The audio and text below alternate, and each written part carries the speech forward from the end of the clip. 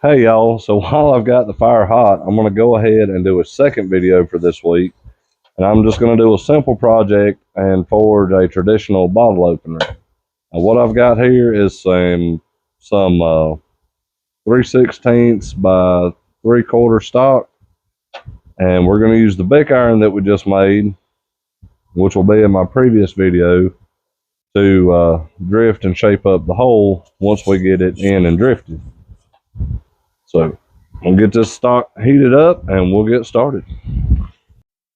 So my first step here, I'm going to use my spring swage, or spring fuller, whatever you want to call it. I'm going to go back about an inch and a quarter and make us a shoulder to taper our handle back.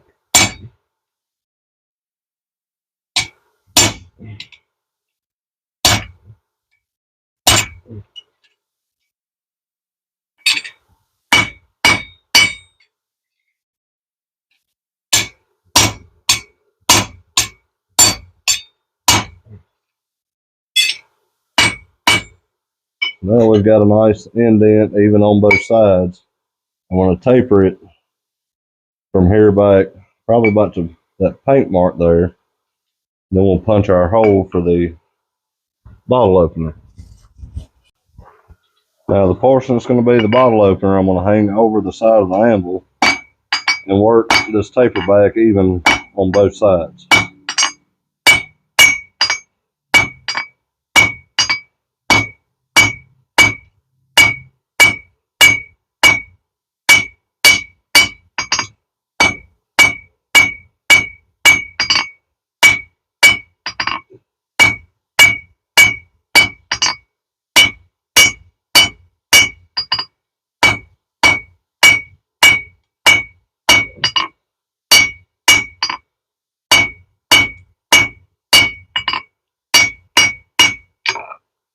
That's about all the taper we want. These are quick, fairly easy little projects. So now I'm just going to heat it back up and I'm going to clean it up a little bit and just knock the corners off of it.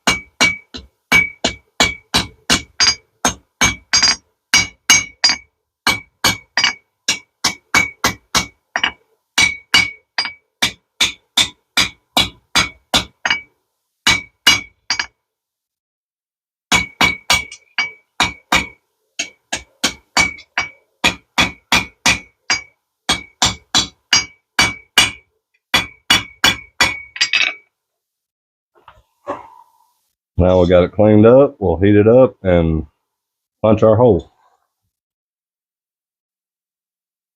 We'll take our slot punch here,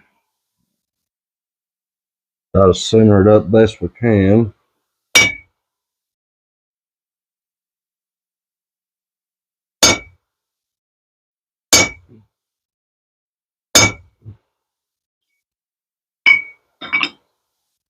It's thinner material, going to lose heat fast. I may swap to a smaller punch. That one's just a little bit long for what I'm trying to do.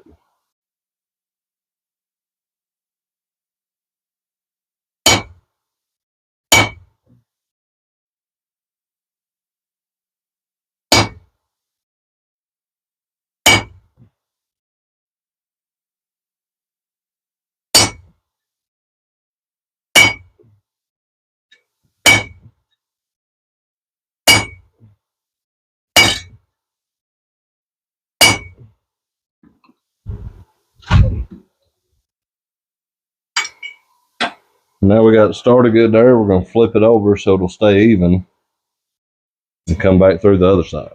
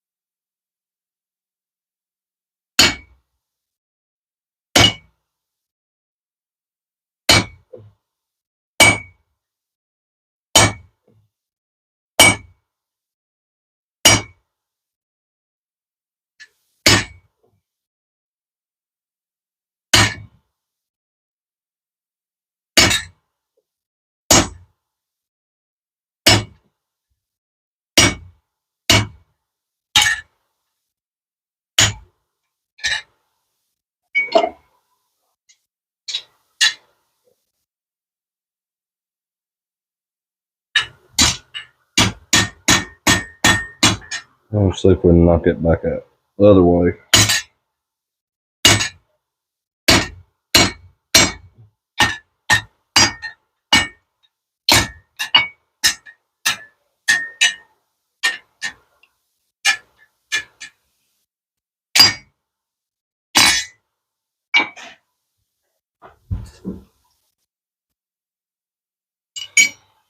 It will take one more heat and get that slug knocked this way out so we can clean it up a bit.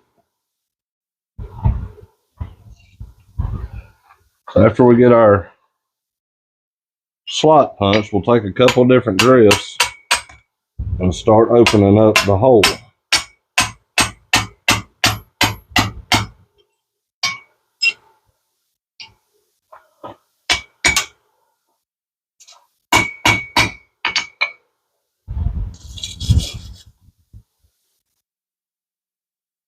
And drifting something thin like this, you want to try to support it as much as you can to keep it from dishing.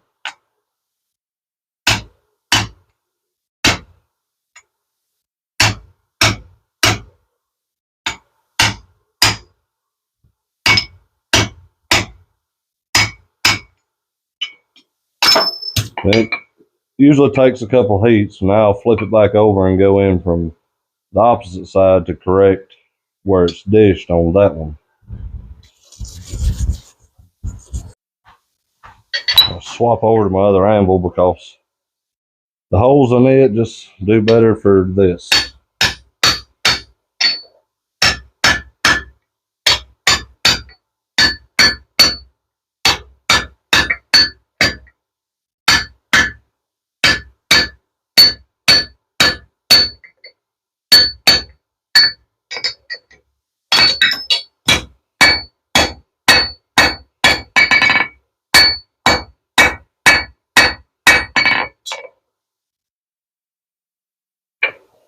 We'll get a little bit more of that.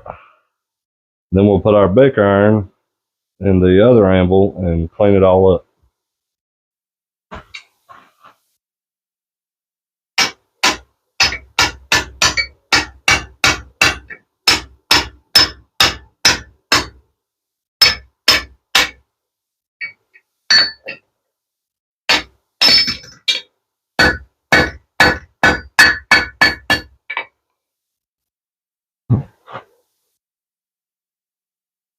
There's our drifted hole for the bottle opener. Now, for the purpose of the bick iron, I have an offset mandrel, kind of like the horn of the anvil, but smaller, that I can work all the way around something.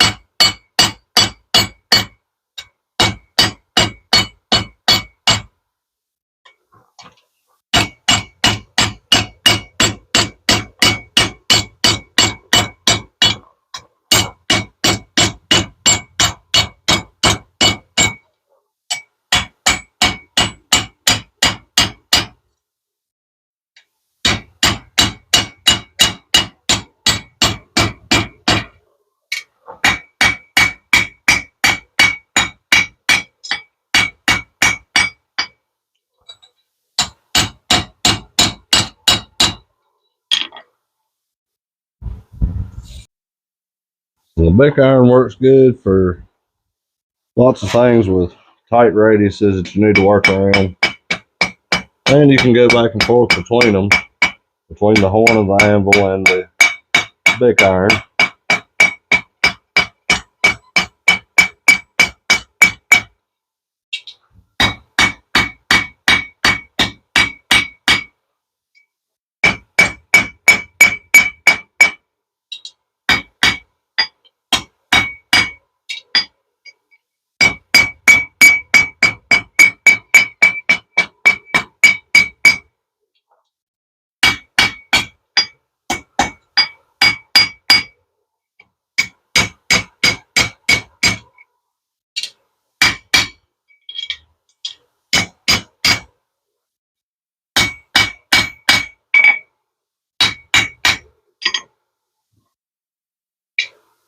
Our last step forging is to put in our tab to catch the top.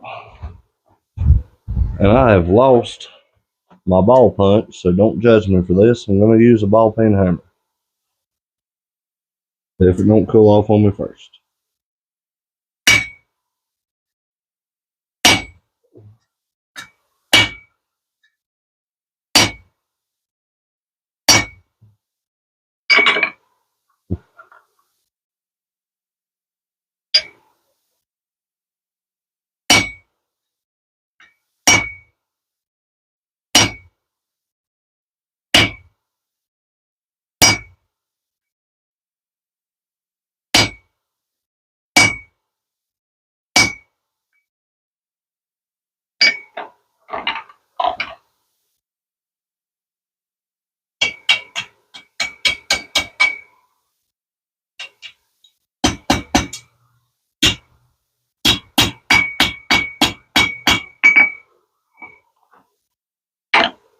That's it, forging for our bottle opener.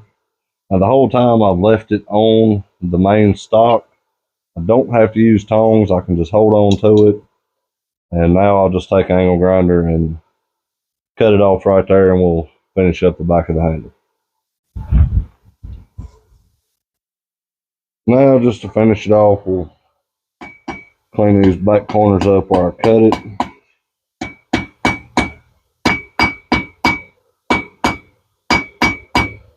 And put just a little bit of a curve in the handle.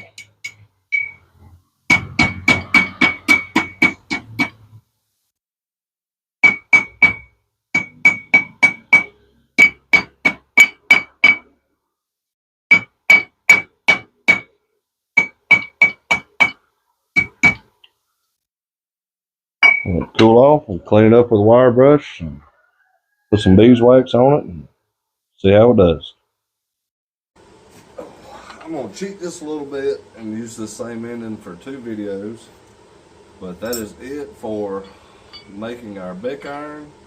And then, as you've seen in the video for the bottle opener, we use the bic iron to aid us in forging the bottle opener. So like I said, it's a good handy tool for any smith to have. It helps you work rounded areas, or if you're working something over top of it and you need to work a small radius. It's a lot smaller diameter than the horn of our anvil. So it's a good tool to have if you can make one or buy one. Good thing about being a blacksmith, you can make most of your tools if you want to. But that is it for me on both of these, and it is time to take a break. We're going to test out the bottle opener. Works perfect.